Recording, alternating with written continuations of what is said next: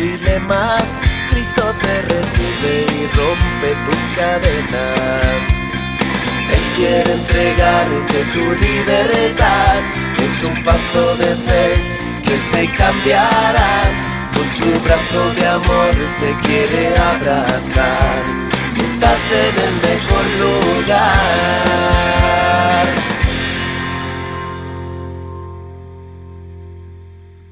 Amado Dios, te damos gracias, Señor, por esta mañana.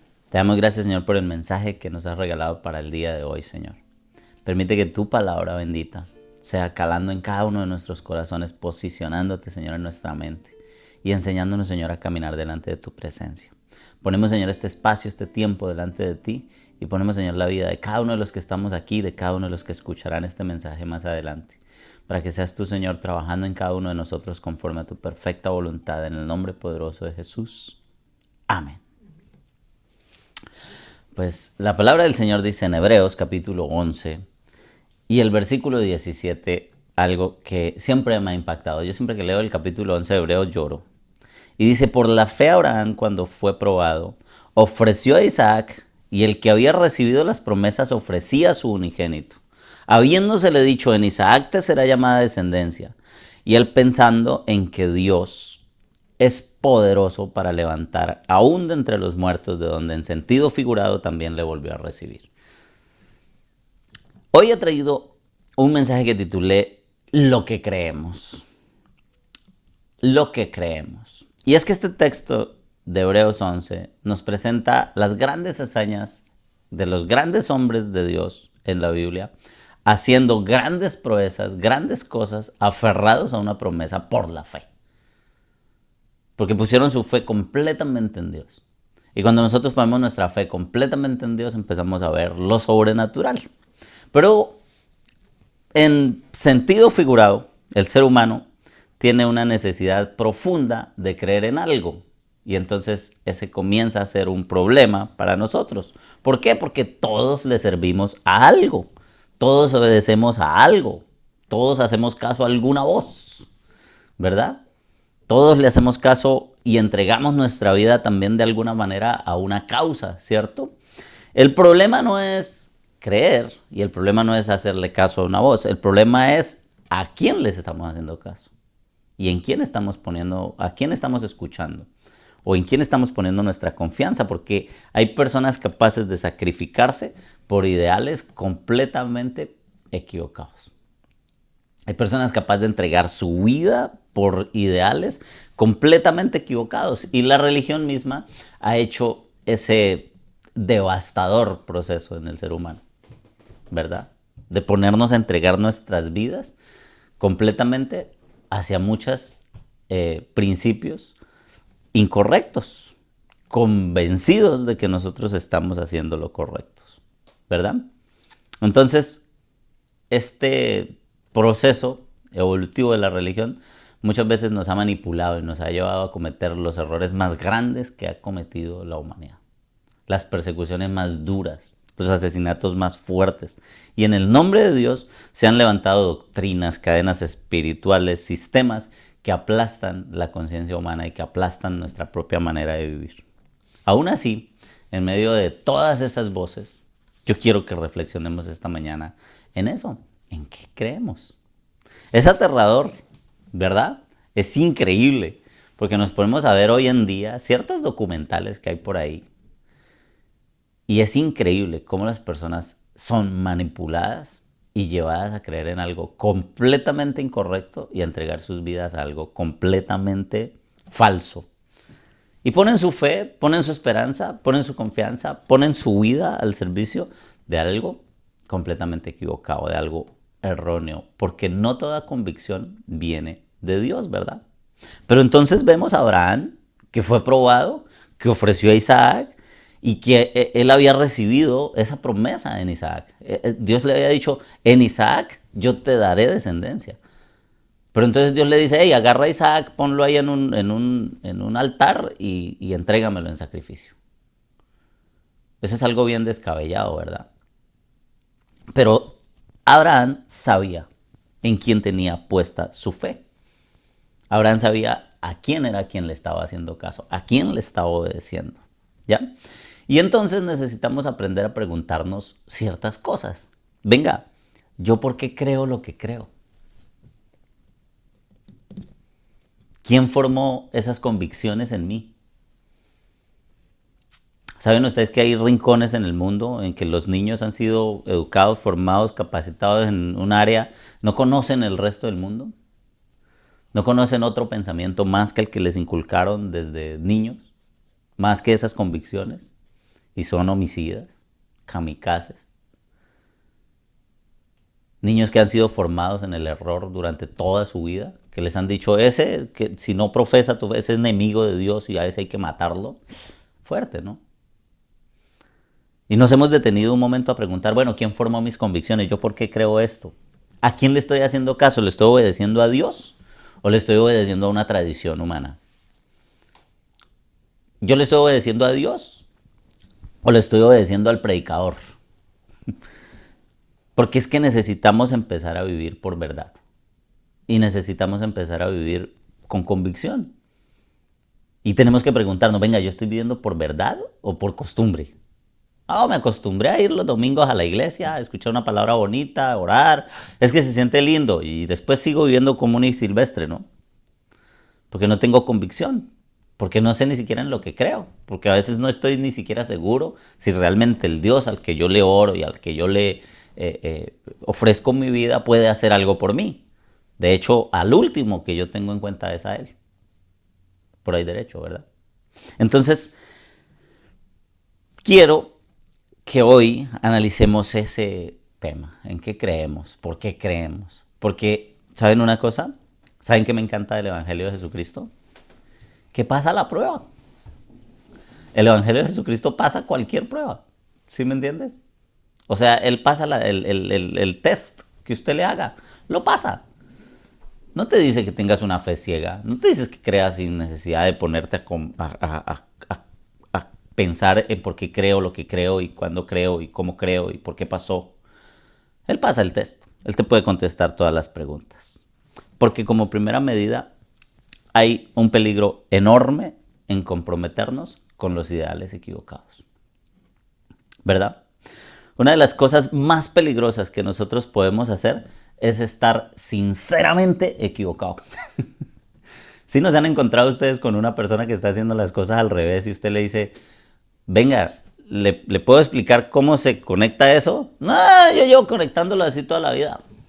Yo así llevo haciéndolo toda la vida. Así es como yo llevo trabajando. Y yo es que yo hago esto hace 40 años. Brother, hace 40 años usted lo está haciendo mal. Hay una manera correcta para hacerlo. Yo siempre estoy abierto a aprender. De cualquier persona. El que acabó de llegar, a veces llega con una idea que, uy, boom. Le dice uno, uy, wow, eso así está más fácil de hacer. O wow, no sabía que para eso era ese ganchito que está ahí. Siempre pensé que era para colgar el saco. Pero resulta que era para algo especial, espectacular. Y nosotros muchas veces nos arraigamos y nos afianzamos en esa sincera equivocación que hemos cometido durante toda la vida. Pero estamos equivocados y estamos comprometidos con ese error. Y la sinceridad no garantiza que nosotros estemos fundamentados en la verdad. El apóstol Pablo es uno de los ejemplos más impactantes de estar completamente comprometido con el error. Completamente comprometido con estar equivocado. Fuertemente comprometido con estar haciendo las cosas mal. Y él mismo nos lo cuenta. Hechos, capítulo 26, y los versículos del 9 al 11. Disfrútenlos. Dice, yo mismo estaba convencido de que debía hacer todo lo posible contra el nombre de Jesús de Nazaret. Y esto fue lo que hice en Jerusalén. Con la autoridad que me dieron los jefes de los sacerdotes, metí a muchos del pueblo santo en la cárcel. Y cuando los mataban, yo estaba de acuerdo. Estaba feliz de que los mataran. Yo estaba ahí, yo estaba presente. Muchas veces los castigué en todas las sinagogas para obligarlos a insultar a Jesús. Estaba tan furioso contra ellos que incluso fui a perseguirlos a ciudades extranjeras. El apóstol Pablo era un hombre comprometido con el error, con un ideal equivocado. Era un hombre comprometido realmente de todo corazón con hacer las cosas al revés. Pablo tenía pasión por lo que hacía. Pero esa pasión estaba equivocada completamente. ¿Y te has preguntado alguna vez si esa pasión que tienes por la religión está fundamentada en la nada? ¿Está equivocada completamente? Si esa pasión por todo lo que haces está fundamentada en un error. Pablo tenía disciplina y hemos hablado de gente muy disciplinada, pero fundamentados en el error. Disciplinados para hacer lo malo. Ese man tenía disciplina. Él era un perseguidor de los cristianos con estructura. No era que se iba por ahí a la bulla de los tarros, no. Los castigaba, los azotaba, los asesinaba. Y si los tocaba, yo estaba ahí presente y estaba de acuerdo con eso. ¿Tenía qué? Convicción, ¿verdad? Pero tenía una convicción equivocada. Tenía una convicción errada. ¿Verdad? Eso es estremecedor. ¿Cómo están tus convicciones hoy? Nosotros a veces construimos toda nuestra vida alrededor de algo equivocado. Pensamos es que tengo que hacer plata, porque cuando yo haga plata, entonces voy a poder ayudar a otros.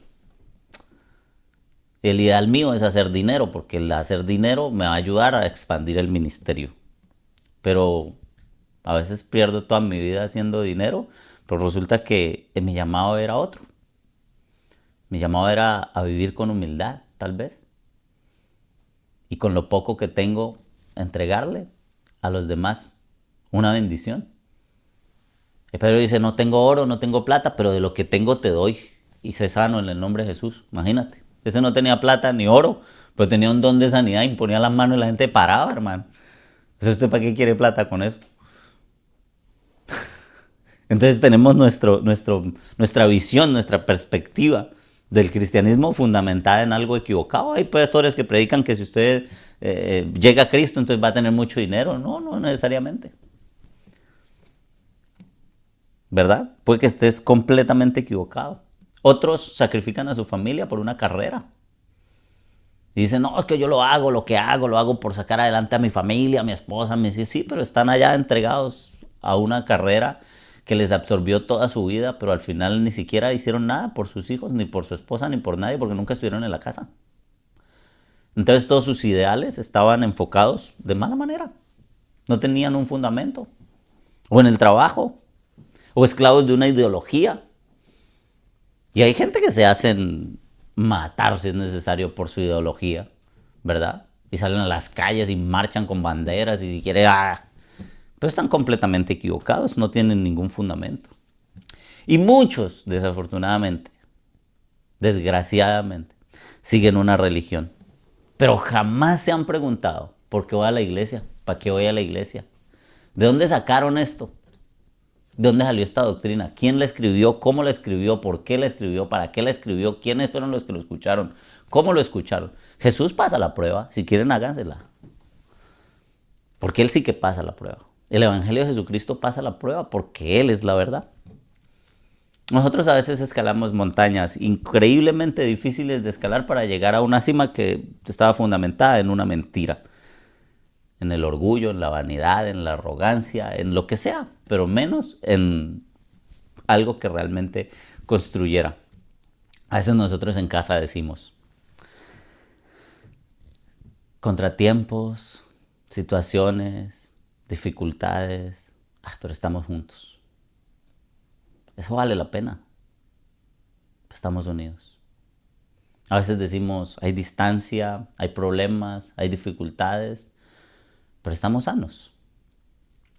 Pero podemos servirle al Señor. Pero hoy despertamos y le damos gracias al Señor. Porque muchos llegan a la cima del poder, del dinero, de la apariencia, vacíos, agotados, cansados. Y viendo que desperdiciaron toda su vida y entonces descubren que estuvieron años enteros obedeciendo algo que no tenía ningún fundamento, a un ideal que estaba completamente equivocado. Y hemos visto famosos decir, llegué a la cúspide, tenía carros, motos, y no tenía ni siquiera un momento para disfrutar de todo eso.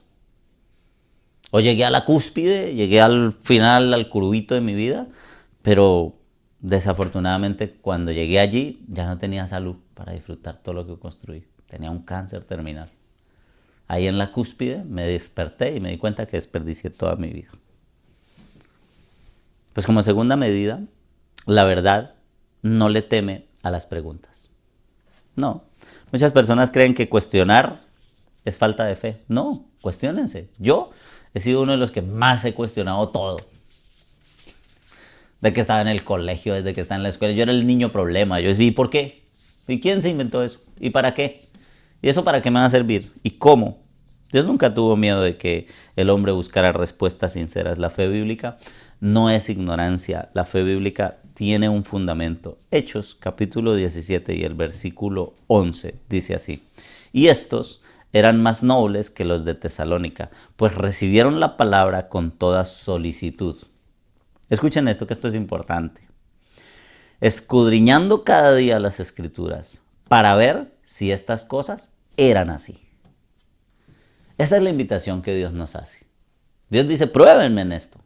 Dios no dice, váyanse cada domingo allá a escuchar. Dios dice, vivan una vida conforme a esa palabra y miren cómo esa palabra va a transformar su vida, va a transformar su realidad, va a sembrar convicción en su corazón.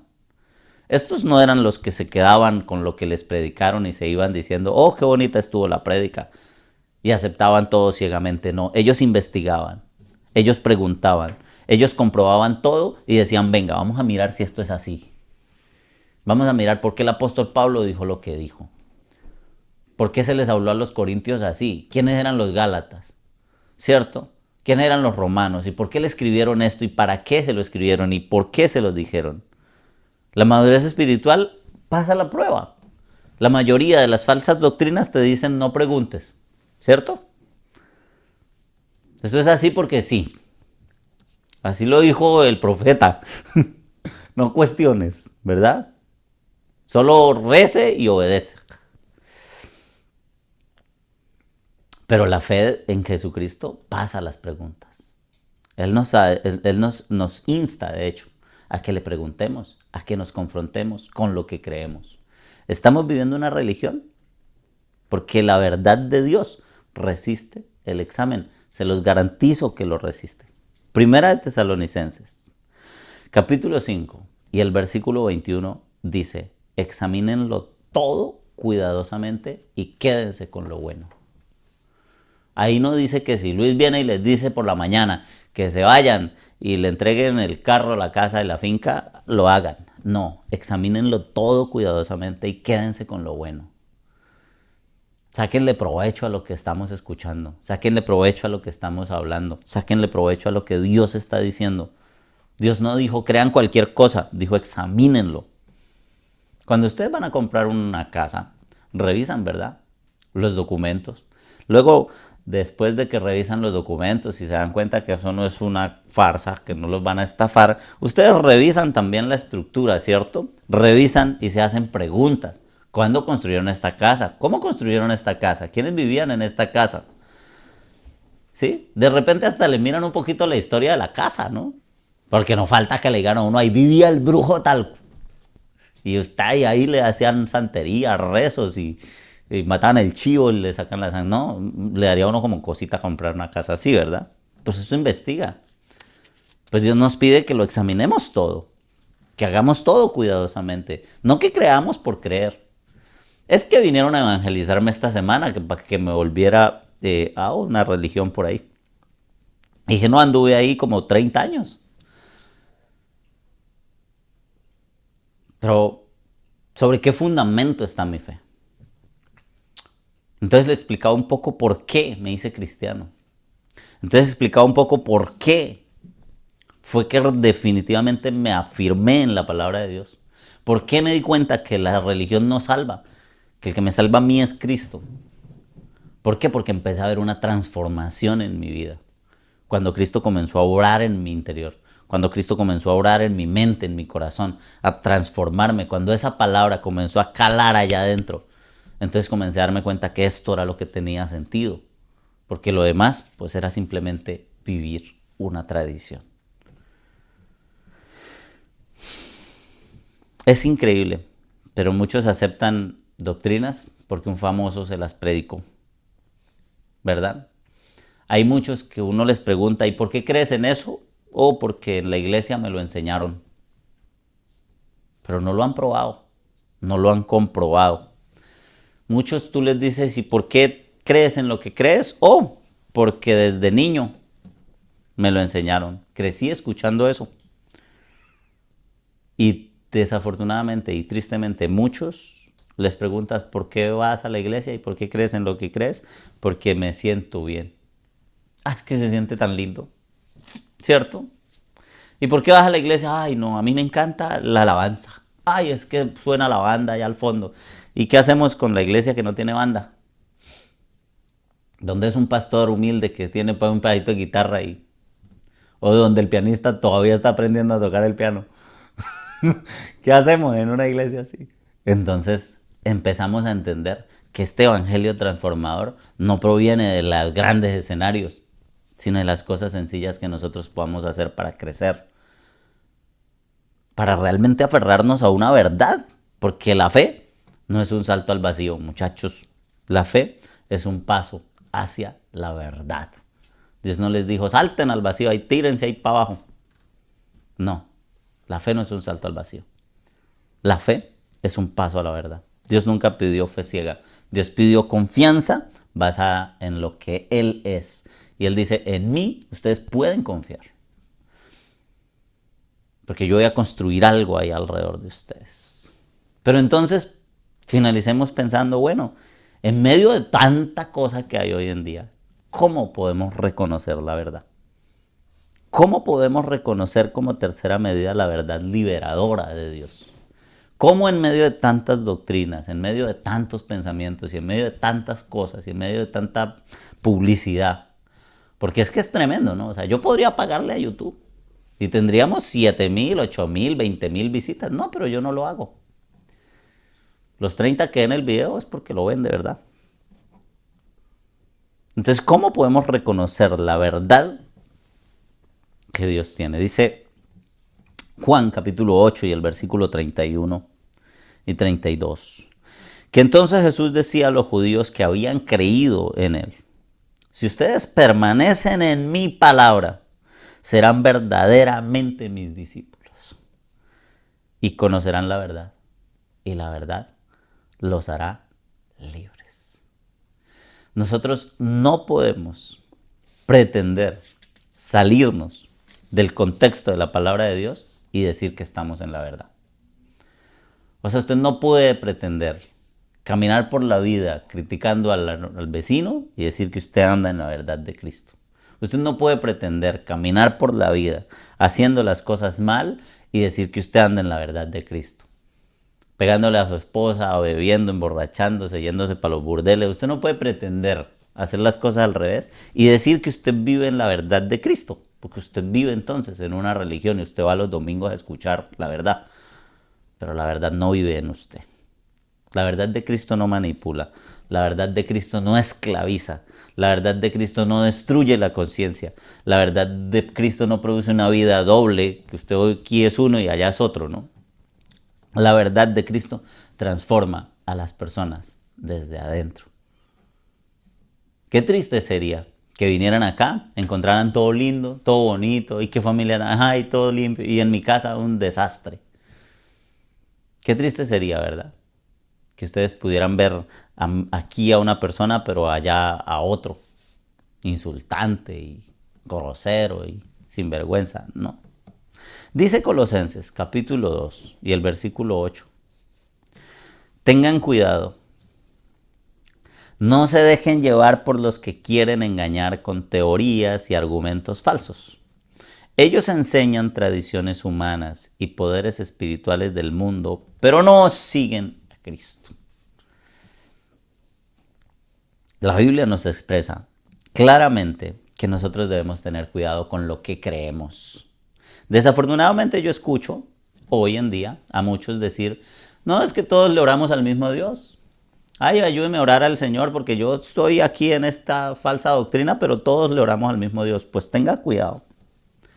No se deje llevar por los que quieren engañar con teorías, con argumentos falsos, que enseñan tradiciones humanas y poderes espirituales del mundo, pero que no siguen a Cristo, porque si Cristo no es el centro de nuestras vidas, nosotros no tenemos realmente una doctrina saludable ministrándonos y nunca vamos a poder cambiar o transformar nuestras vidas hacia el propósito que Dios tiene para nosotros. Por más que la iglesia esté llena, por más que sea de cientos de miles de millones de personas, no. Por más que nos prometan, porque hoy en día no, está pasando, que nos prometen prosperidad, ¿verdad? Y entonces la iglesia se llena, porque ¿a quién no le gusta que le digan que va a tener plata? A todos, ¿sí o no? Nos encanta que nos digan, pero destruyen el alma. Usan el miedo para controlar, ¿verdad? Y hay iglesias llenas de gente con miedo. Hay iglesias, hay personas en este momento en el mundo creyéndole a una persona que dijo: yo tengo las llaves de su salvación. Si usted no viene aquí, usted no va a ser salvo. ¿Ah? Vayan a la Biblia. Ahí está la Biblia. Ahí está la palabra del Señor. Y la palabra del Señor nos libera de todo ese miedo. Hay iglesias que han convertido a Dios en un negocio. Y no en un servicio realmente porque aman a las personas. No, es un negocio.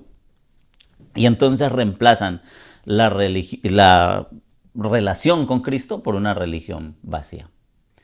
Por una religión que no tiene ningún fundamento. Pero el evangelio verdadero siempre lleva al nombre de Jesús, no a la dependencia a hombres. Siempre lleva a que Jesús sea el centro de la vida de esa persona, no a que el pastor sea el centro de la vida de esa persona. Y dijimos hace un momento, ¿no? Le piden permiso al pastor para ir al Salvador. No, Cristo va a ir contigo al Salvador, a Colombia, donde tengas que ir. Él está contigo, 100%. No necesitas de ningún permiso. Soporta preguntas, ¿verdad? La verdad de Dios soporta preguntas, produce libertad, confronta el pecado, transforma el carácter, apunta siempre a Cristo y permanece, incluso cuando las emociones desaparecen. Eso lo escribí literal y así se los estoy diciendo, porque eso es la verdad. Después de las emociones, cuando las emociones aterrizan, entonces nosotros vamos a ver si realmente tenemos a Cristo en nuestro corazón o si estábamos en la iglesia brincando y saltando de pura emoción. Porque el lunes por la mañana, cuando vienen los problemas cotidianos de la vida, la emoción de la iglesia ya pasó. Y entonces nosotros tenemos que tener o necesitamos tener un carácter formado, aferrado a Cristo, para que podamos caminar con Él. Porque, por último, Juan capítulo 14 y el versículo 6, en la palabra de Dios para todos, dice que Jesús le contestó: yo soy el camino, la verdad y la vida. Nadie puede venir al Padre si no es por medio de mí. Cristo no dijo: yo conozco la verdad. Cristo dijo: yo soy la verdad. Y yo les invito a que cierren sus ojos y a que abran su corazón. Y si tal vez estuvieron entregando su mente a cualquier persona, o si tal vez estuvieron entregando su conciencia a un sistema humano, hoy rompamos esa atadura y no permitamos que otros piensen por nosotros espiritualmente. Y hoy examinemos lo que hemos hecho hasta hoy. Preguntemos por qué lo hemos hecho, en qué está fundamentado nuestras creencias. Busquemos respuestas. Escudriñemos en la Escritura, porque tal vez nos dijeron desde niños que si leíamos esa Biblia nos íbamos a volver locos y entonces por eso nunca la hemos tomado en nuestras manos para meditar en ella, para hacerla nuestra vida cotidiana, para hacerla el libro de cabecera, el que guía nuestros pasos, el que guía nuestras vidas, el que guía nuestros pensamientos. Y digámosle al Señor: Señor, regálanos una fe auténtica, Dios, una fe que no tema a la verdad. Y ayúdanos, Señor, a encontrar verdaderamente a Cristo en nuestras vidas. Señor, ayúdanos a descubrir que no estamos dando un salto al vacío, sino que estamos pisando la roca firme que es Cristo Jesús nuestro Señor. Y Señor, enséñanos a caminar delante de tu presencia en santidad, que nuestro carácter sea formado, que nuestra mente sea transformada por tu verdad y que tengamos convicción, Señor, acerca de lo que creemos, para que esa convicción, Señor, nos acerque a tu propósito, a la voluntad perfecta que tú tienes para cada uno de nosotros y podamos caminar con la frente en alto y con plena convicción de que servimos al Dios Todopoderoso, que nos saca adelante en medio de cualquier dificultad, en medio de cualquier adversidad, porque vale la pena entregarle nuestras vidas al Señor Todopoderoso. Gracias, Dios, por este tiempo. Gracias, Señor, por la vida de cada uno de los que escuchan este mensaje. Y gracias, Señor, por la vida de cada uno de los que estamos aquí. Transforma, Señor, nuestra mente y llévanos a toda justicia y a toda verdad en el nombre poderoso de Jesús. Amén.